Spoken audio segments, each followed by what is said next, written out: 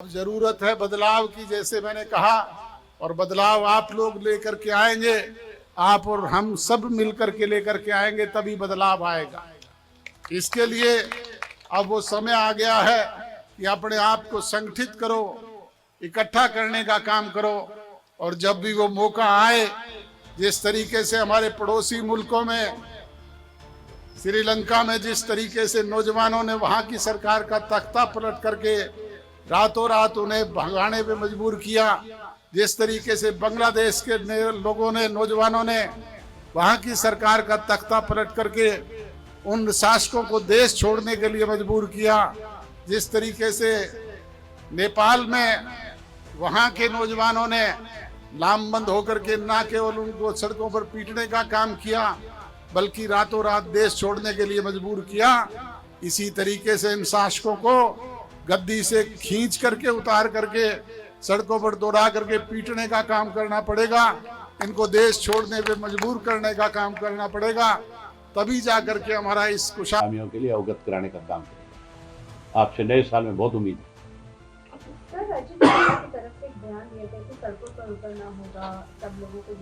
झूठ और लूट की दुकान बंद होगी, उनका जिक्र मत करो, कोई और बात करो। नए साल में नई बात करो, बस इस बात को छोड़ो आप। हरियाणा अभय चौटाला और अजय चौटाला दोनों भाइयों को आपने सुना। ओम प्रकाश चौटाला के निधन के बाद से लगातार ये चर्चाएं हैं कि क्या अब चौटाला परिवार एकजुट होता हुआ नजर आएगा, लेकिन ना तो अभय सिंह चौटाला इस विषय पर कुछ ज्यादा बोलना चाह रहे हैं और ना ही अजय सिंह चौटाला इस विषय को कुछ ज्यादा तवज्जो देते हुए नजर आ रहे हैं। हालांकि बार बार प्रेस कॉन्फ्रेंसेस में ये सवाल पूछे जाते हैं, लेकिन कहीं ना कहीं चौटाला परिवार के तमाम सदस्य इस बात से किनारा कर लेते हैं कि पारिवारिक एकजुटता के क्या कोई संकेत संदेश है। दरअसल फिर से राजनीति चर्चा इसलिए है क्योंकि रणजीत सिंह चौटाला ने जो बयान दिया है वो काफी महत्व रखता है। रणजीत सिंह चौटाला अभी भी चाहते हैं कि अजय सिंह चौटाला और अभय सिंह चौटाला फिर से एकजुट हो जाएं, पूरा परिवार संगठित होकर के चुनाव लड़े, जिससे कि हरियाणा में सत्ता में वापसी करना आसान हो पाए। बता दें आपको कि फुल टाइम सरकार 2005 तक थी। करीब 20 साल से अधिक वक्त गुजर चुका है हरियाणा में, ये परिवार सत्ता से दूर है। हालांकि 2019 से लेकर 2024 तक भाजपा के साथ जननायक जनता पार्टी, जिसके राष्ट्रीय अध्यक्ष और फाउंडर अजय सिंह चौटाला हैं, ये जरूर रहे सत्ता में शामिल, लेकिन चीफ मिनिस्टर की कुर्सी हासिल नहीं कर पाए।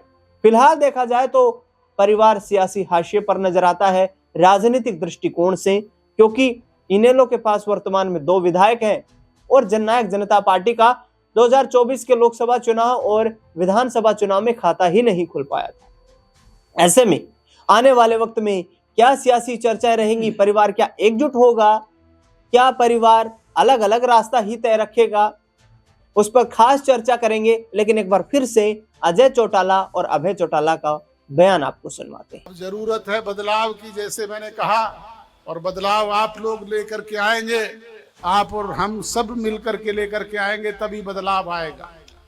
इसके लिए अब वो समय आ गया है कि अपने आप को संगठित करो, इकट्ठा करने का काम करो, और जब भी वो मौका आए, जिस तरीके से हमारे पड़ोसी मुल्कों में, श्रीलंका में जिस तरीके से नौजवानों ने वहां की सरकार का तख्ता पलट करके रातों रात उन्हें भगाने पे मजबूर किया, जिस तरीके से बांग्लादेश के लोगों ने, नौजवानों ने वहां की सरकार का तख्ता पलट करके उन शासकों को देश छोड़ने के लिए मजबूर किया, जिस तरीके से नेपाल में वहां के नौजवानों ने लामबंद होकर के न केवल उनको सड़कों पर पीटने का काम किया, बल्कि रातों रात देश छोड़ने के लिए मजबूर किया।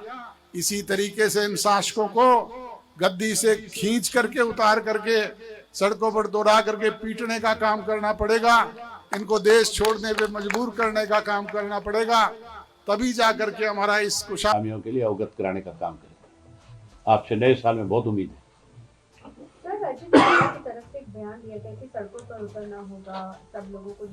झूठ और लूट की दुकान बंद होगी, उनका जिक्र मत करो, कोई और बात करो। नए साल में नई बात करो, बस इस बात को छोड़ो आप। अभी जी हरियाणा तो अजय चौटाला सीधे तौर पर कहते हुए नजर आ रहे हैं कि युवाओं के हाथ में, महिलाओं के हाथ में वो ताकत है जिससे सत्ता का तख्ता पलट किया जा सकता है। लेकिन अभय चौटाला से जब ये पूछा गया कि क्या आप जेजेपी के साथ आना चाहेंगे या गठबंधन की कोई यहाँ संकेत देते हुए नजर आएंगे, तो उन्होंने कहा कि झूठ और लूट की दुकान बंद हो चुकी है। इस पूरे मुद्दे पर जानकारी लेंगे, मेरे वरिष्ठ सहयोगी अमन जी इस वक्त मेरे साथ जुड़ चुके हैं। सर, बार बार ये चर्चाएं होती हैं, तमाम राजनेता बयान देते हैं कि परिवार को एकजुट हो जाना चाहिए। मनप्रीत सिंह बादल पंजाब के नेता, किसान नेता राकेश टिकैत का हम जिक्र करें, सुखबीर सिंह बादल का जिक्र करें, या खुद उनके परिवार के सदस्य ही रणजीत सिंह चौटाला भी, जब से ओम प्रकाश चौटाला का निधन हुआ है उस वक्त से लगातार ये कहते हुए नजर आ रहे हैं कि भाई मैं कोशिश कर रहा हूं कि परिवार को मैं एकजुट रखूं। तो कैसे देखते हैं आप, क्योंकि दोनों तरफ से इसके संकेत नहीं मिल रहे हैं। देखिए बिल्कुल, और ये बात कोई ऐसी भी नहीं है जो बहुत ही कठिन बात हो, ऐसी बात भी नहीं है जो आपस में तालमेल होने को लेकर कोई बड़ी कह सकते हैं आपस में जो दुश्मनी हो, ये भी नजर नहीं आता। कुछ मुद्दों को लेकर, कुछ बातों को लेकर जरूर अनबन है, अलग अलग राहों पर दिखाई पड़ते हैं, लेकिन क्या ये राहें मुड़कर एक हो सकती हैं, ये बड़ा सवाल बनता हुआ दिखाई इसलिए भी पड़ जाता है दिनेश जी, क्योंकि आपने जिक्र शुरुआत में किया कि 2024 की अगर बात की जाए तो दुष्यंत चौटाला इस उम्मीद में जरूर थे जेजेपी के जरिए कि हम हरियाणा के अंदर एक बड़ा इंपैक्ट छोड़ सकते हैं। अब जब 2024 का लोकसभा चुनाव होता है उससे ठीक पहले अलग भी हो जाते हैं बीजेपी से, और तब भी ऐसा लगता है कि भाई चलिए बीजेपी से अलग हो गए, लेकिन जिस तरह से उनको 15% के आसपास वोट मिला था 19 के आसपास, अब उसी का वो विस्तार करते हुए नजर आएंगे। किसी को उम्मीद नहीं थी कि उनका प्रदर्शन इतना बुरा रहेगा कि एक भी लोकसभा सीट उनके पाले में नहीं आई। उसके बाद जब विधानसभा चुनाव आते हैं दिनेश जी, आपने देखा होगा कई जगह पर, तमाम दर्शकों ने भी देखा होगा कि उनके हेलीकॉप्टर तक को भी नहीं उतरने दिया गया, और हालात ये रहे कि जिस पार्टी के पास 15% के आसपास वोट शेयर था 2019 में, उसके पास 1% का वोट शेयर भी नहीं रह पाता। तो ये अपने आप में पता चल जाता है कि भाई क्या आपको सिर्फ इस बिना पर वोट मिले थे कि आपने बीजेपी के खिलाफ प्रचार प्रसार किया था, और जब आप चुनाव जीत जाते हो तो बीजेपी के साथ में गठबंधन कर लेते हो, फिर जब किसानों का मुद्दा आता है तब भी आप कहीं ना कहीं पीछे एक बैकफुट पे नजर आते हो, कोई फ्रंट फुट पे आके किसी से जो किसानों का हित है वो साधने का प्रयास नहीं करते, रखने का प्रयास नहीं करते। तो क्या इसी एवज में किसानों ने आपका साथ नहीं दिया?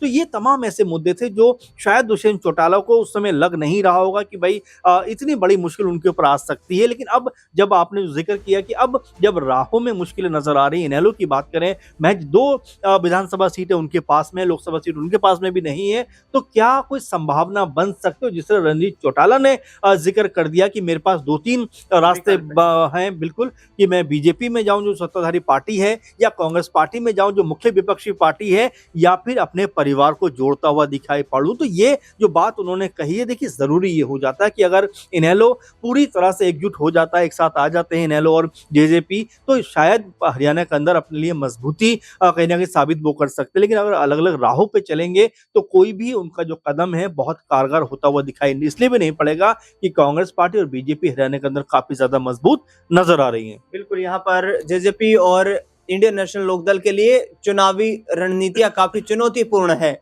12 मार्च 2024 का वो वक्त दुष्यंत चौटाला को याद रहेगा जब दुष्यंत चौटाला से भारतीय जनता पार्टी ने मुंह मोड़ दिया था। आखिरकार कब सत्ता में वापसी हो पाएगी, ये तो चुनाव पर और उनकी पार्टी के संघर्ष पर ही निर्भर करेगा। लेकिन आजकल दुष्यंत चौटाला भाजपा के धुर विरोधी बन चुके हैं। किस तरीके से नायब सिंह सैनी सरकार पर, केंद्र सरकार पर निशाना साध रहे हैं, उनका बयान सुनवाते हैं। आज हम बैठे और वही हमारे बीच में जिस प्रकार से गड़बड़ घोटाला एचटेट के अंदर हुआ, इसके उपरांत एक एक तथ्य दिग्विजय सिंह ने आपके बीच में रखे। साथियों, ये कोई छोटी बात नहीं है कि इस तरीके से 1250 लोगों को बोनस ग्रेस मार्क्स देकर एचटेट के एग्जाम में पास कर दिया जाता है, और मुख्यमंत्री का इसके उपरांत एक बयान नहीं आता। जो लोग कहते हैं खर्ची नहीं पर्ची नहीं, वो लोग दी हुई पर्चियों को भी जलाने का फाड़ने का काम करते हैं। ये साफ दिखता है कि इस सरकार के अंदर पिछले 1 वर्ष के अंदर शिक्षा की हरियाणा प्रदेश में स्थिति क्या है। दिग्विजय सिंह तो कह रहे थे 3 महीने पेपर रखने पड़ते हैं। सुप्रीम कोर्ट के आदेश है साथियों कि रिजल्ट आउट होने से लेकर 2 साल तक किसी आरटीआई में अगर जवाब मांगना चाहिए, किसी और इंक्वायरी के अंदर कोई आ जाता है, तो एग्जामिनेशन सीट हमें संभाल कर रखनी पड़ती है। और मैं तो चाहूंगा कि अगर इस पे मुख्यमंत्री कार्रवाई ना करे, तो अवतार जी हमारे लीगल सेल के अध्यक्ष रहे हुए हैं, लीगल सेल में देवेंद्र भी है, अब तो प्रधान बन गया, कई वकील साथी यहां पर भी हैं। आप लोग बैठकर इस पे एक एक तथ्य पर पूरी जांच करो। हमें अगर पीआईएल के तौर पे पार्टी की तरफ से हाईकोर्ट भी जाना पड़े, तो इस लड़ाई को युवाओं के भविष्य के लिए हम लड़ने का काम करें। और मैं तो पत्रकार साथियों से कहूंगा, मुख्यमंत्री के, पूर्व मुख्यमंत्री के, बीजेपी के मंत्री के आगे माइक लगा के तो आप पूछ लेते हो कि डॉक्टर साहब ने कह दिया, डॉक्टर अजय सिंह चौटाला ने कह दिया आंदोलन करना पड़ेगा, और वो कहते हैं ये भाषा। अरे आंदोलन तो करना पड़ेगा, नहीं पड़ेगा? जब युवाओं के, हजारों युवाओं के भविष्य के साथ ये भारतीय जनता पार्टी की सरकार खिलवाड़ कर रही है, तो क्या हमारी नैतिक जिम्मेवारी नहीं बनती हम लड़ाई लड़े, हम सड़कों पर उतरे?